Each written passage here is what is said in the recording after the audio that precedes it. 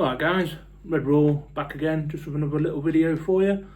Just wanted to do a little comparison between two centre-backs, alternatives to Mark Guehi or alongside Mark Guehi. Both been linked with Liverpool. I just wanted to give you a bit of a side-by-side comparison of the two and then just give you my thoughts, etc. and ask for your opinions as always. So we've got the two players in question are Konstantinos Koulierakis and Giovanni Leoni. So I'll do their last season's comparison between the two. So you got Koulierakis, his market value is about 25 million euros, which is about 21 million pounds. That's not how much he's expected to go for, that's just his market value. And Leoni is got an 18 million euro, which is about 15.5 million pounds market value. Date of birth, Koulierakis 22nd of the 11th 03, so he's 21. And Giovanni Leoni 21st of the 12th 06, so he's 18. Obviously Koulierakis is a bit more experienced. Nationalities, Koulierakis Greek and Giovanni Leoni is Italian.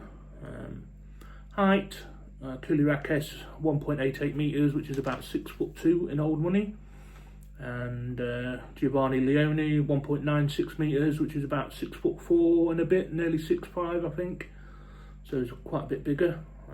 Koulierakis is left-footed, whereas Giovanni Leoni is right-footed. Current club Wolfsburg for Koulierakis and Parma for Leoni.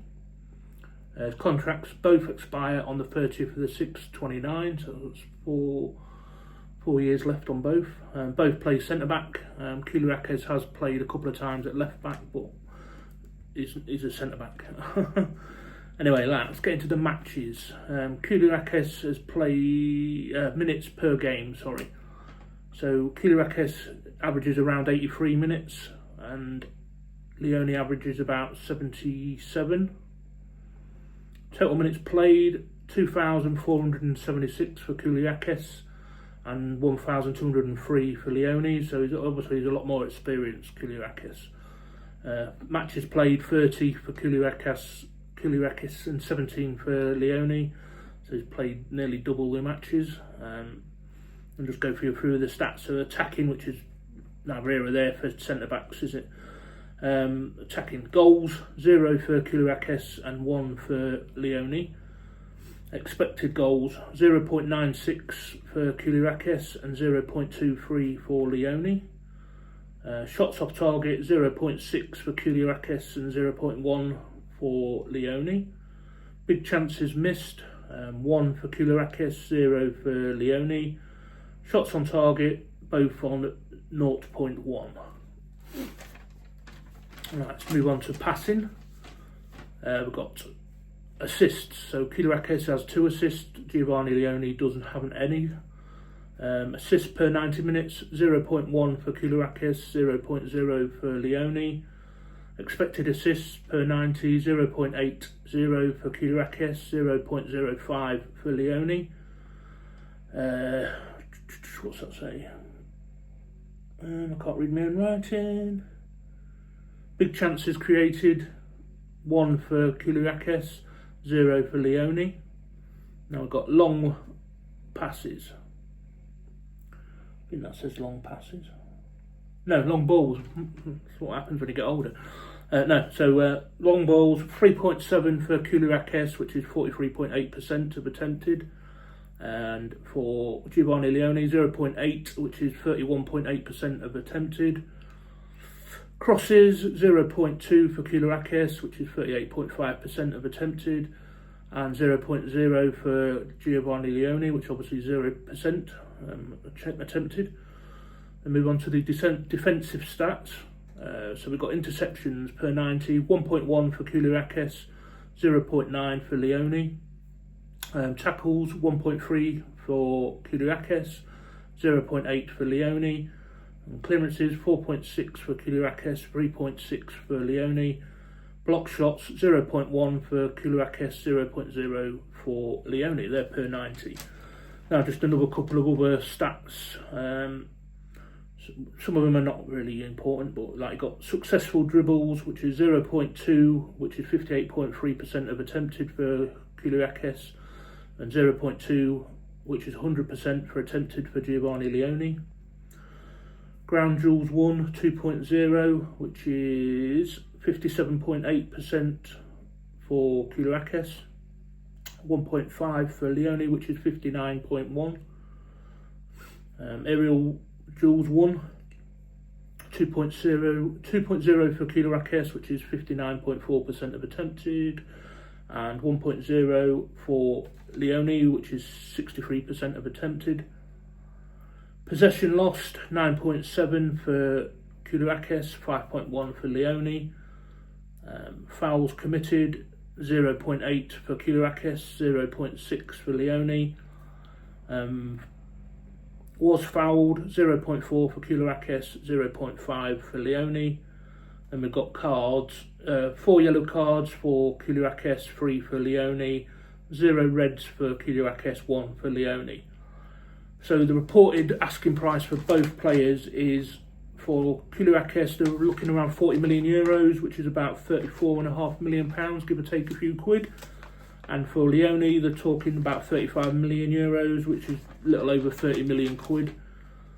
So yeah, there's good comparisons, but like I say, Koulierakis is a little bit more experienced, a little bit older, got a bit more of a higher rating, I suppose, because he's played more. I know we are heavily linked with Leoni, but if it was up to me, which it isn't, I don't work for the club, unfortunately, and I'm not a scout, other than sat on the couch scout. I would be doing my level best to get Koulierakis, because I do believe at the present time he is a better player. It's hard to say, because what is it, 18, 19, 20, 21, it's 5 years age difference, isn't there, I believe, something like that. So in 5 years, Leoni could come on, no, not 5 years, he's 21, 18, 19, so 3 years. So give a 3-year development, would he be as good? Possibly. But just in my opinion, which is my opinion, obviously, and everybody's got one, I would prefer Koulierakis, but it's not up to me, is it? My number one, obviously, is going to be Mark Guay, but if we're going to have to go for a backup option and wait for Guay to next season, Koulierakis would be my choice. But a lot of people are rave and rant about Leoni. I think he's a good player. My concerns around Leoni is I think he's a little bit slow.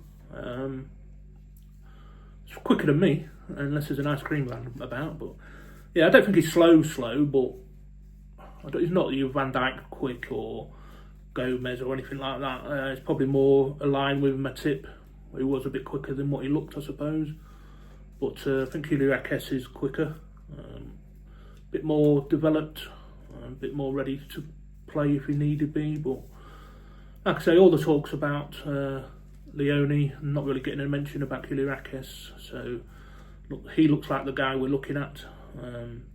But like I say, for me, I'd have Koulierakis all day long and twice on Sundays. But that's just from my knowledge. I think I've got quite a decent eye for players.